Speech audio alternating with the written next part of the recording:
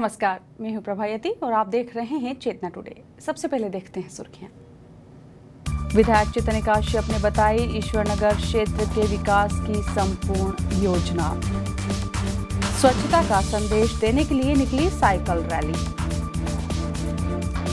और आदिवासी अंचल की छात्राओं ने देखी दंगल, बोली हम भी बनेंगे पहलवान। पार्षद अनीता कटारा ने विधायक चेतन काश्यप से ईश्वरनगर क्षेत्र में प्रधानमंत्री आवास योजना हेतु चर्चा की।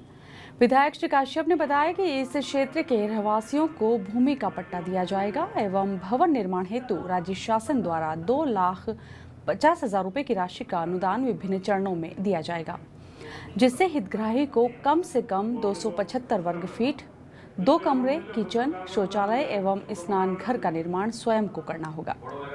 इस क्षेत्र की भूमि का संपूर्ण आवंटन उसी क्षेत्र में रहने वाले 658 हितग्राहियों के बीच समानुपात में किया जाएगा। ईश्वरनगर को लेकर के वहाँ की पार्षद बहन अनीता कटारा आज मेरे पास आई थी और वहाँ पर जो कुछ राजनीतिकों के द्वारा भ्रम फैलाया जा रहा है, जबकि जो मध्य प्रदेश सरकार की नई नीति आई है उसके अनुसार हम ईश्वरनगर का विकास कर रहे हैं। उसमें सब व्यक्तियों को जिनके पास पट्टे हैं उनको पट्टे दिए जाएंगे और वो अपना स्वयं का मकान बनाएंगे और राज्य सरकार उनको 2.5 लाख रुपए का नगद अनुदान देगी और उन्हें 275 वर्ग फीट फर्शी क्षेत्र का मकान बनाना पड़ेगा, जिसमें 2 कमरे, किचन व लेटरिन बाथरूम होंगे और नक्शा स्वीकृत होगा, नगर निगम से उनका अधिकृत रहेगा और उसके ऊपर अगर उनको और राशि अतिरिक्त लगती है तो उसके ऊपर बैंक लोन लेने की भी उनको पात्रता रहेगी और बाकी सड़कें, नाली व बिजली का और सारा व्यवस्था का खर्च वह नगर निगम के द्वारा वहन किया जाएगा। और इसमें कोई भ्रम की बात नहीं है, कोई मल्टी स्टोरी नहीं बनेगी। पूर्व में हमने इसका 850 मकानों के लिए मल्टी स्टोरी के 42 करोड़ की स्कीम लाए थे। 42 करोड़ में 12 करोड़ रुपए आ भी चुके थे, परंतु वहाँ के रहवासियों की भावना नहीं थी तो वह राशि वापस जा चुकी है। इसलिए अब की बार हमने जो उनकी मांग थी कि हमको हमारे छोटे पट्टे भी मिले परंतु हमको हमारी पूरी जमीन मिले, छत के साथ में मकान मिले, तो वह व्यवस्था हमने कर दी है।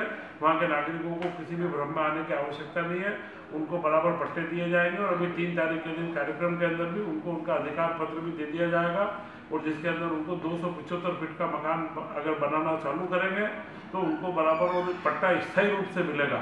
अब उनके जीवन के अंदर एक स्थायित्व आ जाए कि उनके मन में कभी ये डर नहीं रहेगा कि हमसे कभी खाली करवाया जाए। स्वच्छ रतलाम के संदेश को लेकर सैकड़ों विद्यार्थी और नागरिकों ने आज साइकिल रैली निकाली। स्वच्छता के प्रति जागरूकता लाने के उद्देश्य से आयोजित रैली का हर रविवार को स्वच्छता समिति द्वारा सराफा बाजार से आयोजन किया जाता है।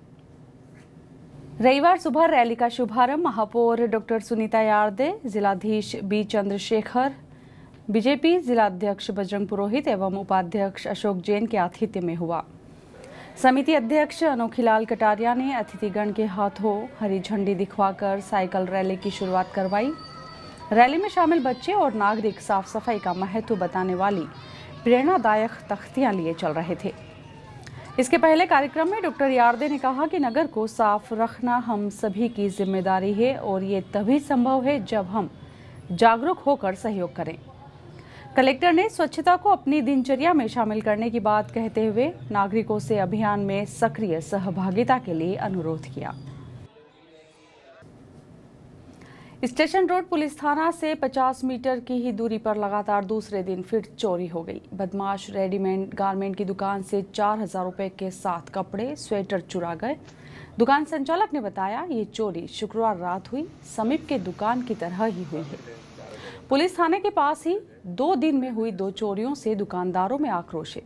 पुलिस चोरों को तलाशने के लिए इस क्षेत्र में लगे सीसीटीवी कैमरे के फुटेज तलाश रही है।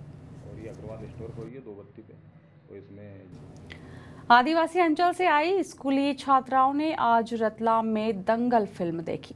छात्राओं को फिल्म शिक्षा और आदिवासी विकास विभाग द्वारा दिखाई गई। दंगल देखकर छात्राओं में कुश्ती खेल में देश के लिए मेडल जीतने का जज्बा जाग उठा। रविवार को स्कूली छात्राओं के दल ने दंगल का विशेष शो देखा। इस दल में कोई 45 छात्राएं शामिल थीं।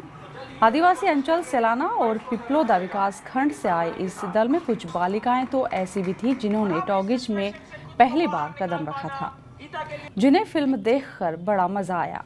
फिल्म देखने के बाद छात्राओं ने मीडिया से चर्चा में क्या कुछ कहा, ये सब उनकी ही जुबानी सुनिए।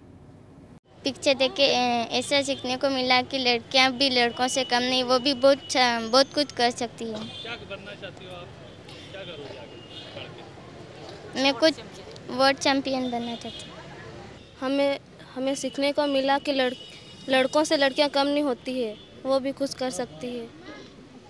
इन बच्चों के लिए दंगल का विशेष शो दिखवाने वाले डीपीसी डॉक्टर राजेंद्र सक्सेना का कहना था, शिक्षा अभियान के 11 जिसमें 1050 लड़कियां रेसिडेंशियल रह भी रही हैं और पढ़ भी रही हैं।